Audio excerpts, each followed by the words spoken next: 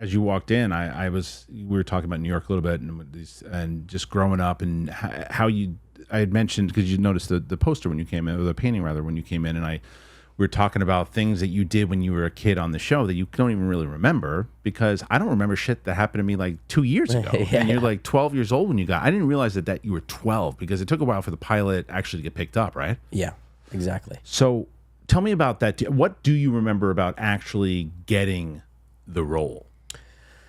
So I remember I was in school, and it was one of those things where like they called you down to the principal's office. It was like, come down to, and my mom was on the phone, and she was like, "You got a TV show."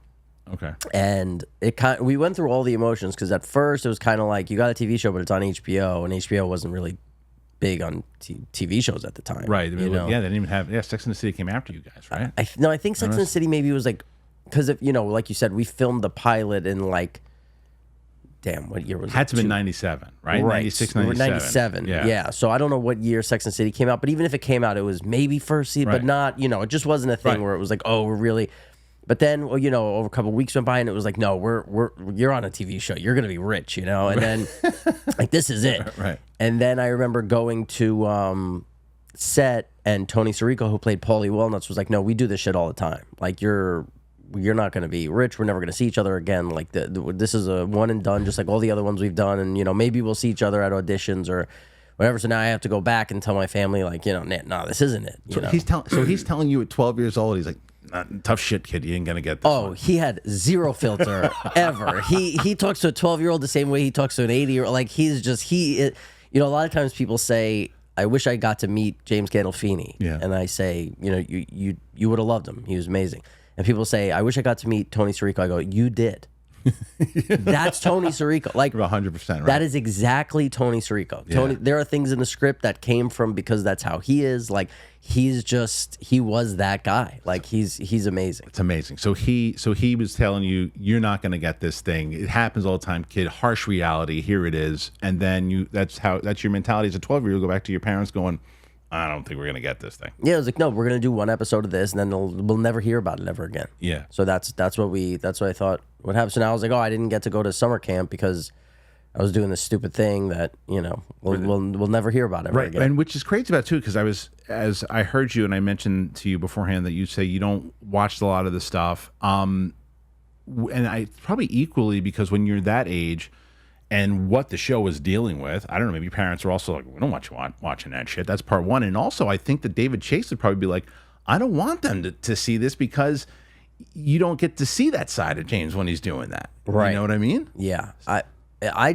never watched the show for a million reasons. You know, I mean, I was 12, 13, 14. I wanted to, whenever I wasn't working, I was like, I want to go hang out. I want to be with my friends. I wasn't, but I know there's a lot of people who don't watch the stuff they're in, because even when I'm older, I don't like to watch the stuff I'm in, because you have the memory of it when it happens, and if that's a good memory, watching it sometimes changes it, and it makes it bad, because you're like, oh, they used, like, even my allergies have been killing me since I got to New York, and now even if I heard this podcast tomorrow, I'd be like, this, how are people listening? Like, I just apologize. I'm so sorry that you had to hear, and but I actually did like that people hated AJ. You know what I mean? Like, I liked that AJ annoyed people so much. Right. Not in the beginning, though. In the beginning, though, he was just like, I still, to this day, who's letting off big ones to this day. So, but he's just a normal kid. But it's like, you see, and especially now, I have two kids. So you see, like, anxiety and getting older, trying to live up to your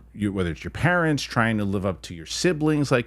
There's a lot that AJ was kind of burdened with. So, like, the way that he dealt with it was so different than what Meadow did, right? So I think you're supposed to be annoyed with him. I think that was what your job was. For sure. But it's funny because David Chase, we had him on our podcast recently, and he's like, I don't know why people were annoyed with AJ. He's like, Really? he's just, because I think, David puts himself in a lot of characters, so I think when he puts him, a lot of AJ was probably him as a kid, and whatever. And I think he's like, why are people so annoyed with him? And I'm like, because he's fucking ungrateful. He's so ungrateful. A lot of people are like, imagine you got a car for that. And he's like, whatever. He's just upset all the time and this. But yeah, it's David's there's a documentary coming out that we got to see early that HBO did about David. Okay. And it kind of ties in like his personal life with the show, and it's really good. So when you get the role, and as you said, like, you didn't think it's going to get picked up. You don't know.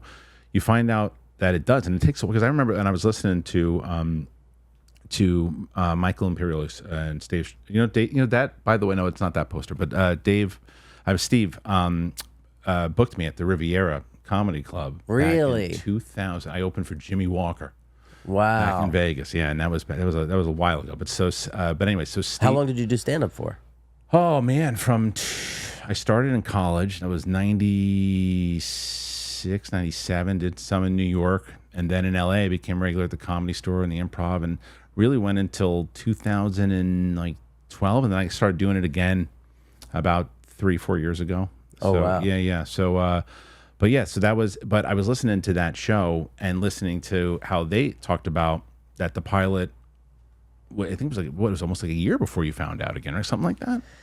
I know it was a while before we were like, I don't know how long it was until you found out, but I know it was a while before we were like going, before things were really moving along. But I couldn't, I'd be making it up if I told you how long it was between like, okay, that's a wrap on the pilot, and then getting the call of like they picked up a season. Right. I have no idea. Right, again, because you're 13, 14 years old, whatever. And Tony Sirico just told me it's over. Right. I'm like, all right, that's it. Forget about this thing, and then just go on with my life. Were you working? Because you said you were doing commercials and other things. Did you get a job after that? Do you remember? I don't remember. Okay. I know I did. So I did a bunch of like national commercials. I did like AT&T, Pizza Hut, IBM. I did like I booked like a Saturday Night Live, just like a lot of What did you do on small Saturday stuff. Night Live? I was just in like a skit. There was a skit where there was Rosie O'Donnell was hosting, and it was Whitney Houston was the musical Holy guest. shit! Yeah, and they. I guess they were competing over who had the best lawn for Christmas. Okay. So you had to go over and be like, "Oh my God, look at this one!" and "Oh my God, this one's been." And yes, I did Saturday Night Live, and then I think right around the time, or right before Sopranos, actually, I booked my first movie. Okay, was what? Which was called Tick Code. Okay, so it was with Gregory Hines and Polly Draper. That's cool. Yeah, and it was about Tourette's syndrome. It was about a kid who has Tourette's syndrome, and I'm the bully, and I just like crush this poor kid. Right. And then I did another movie with that director shortly after that. But yeah, I mean. Even in my head, like, I only think about those things because, like, it's on paper. Where really in my head, I'm like, Sopranos is all I've ever, Yeah, like, I mean, how could you not? I mean, and like as you mentioned before, you use the word family, and not for the pun, but for the fact that that's your family and everything that you grew up on it.